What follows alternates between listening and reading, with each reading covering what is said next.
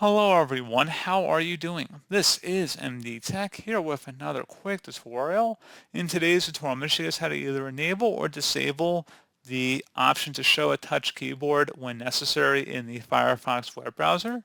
So if you want to make that on-screen keyboard either permanently disabled or still enabled in certain cases, I'm going to show you guys how to make that modification. And without further ado, let's go ahead and jump right into it. So all you have to do is select the menu icon up at the top right corner of the browser window. Just go ahead and left click on that and go down and select the settings. On the right side, you want to scroll down underneath browsing, and where it says show a touch keyboard when necessary, you can uncheck that option to just completely disable it. Otherwise, you can have that check marked in there to turn it on or enable it when necessary. And that's pretty much it. So, as always, thank you guys for watching this brief tutorial. Do bless for the help you out, and I do look forward to catching you all in the next tutorial. Goodbye.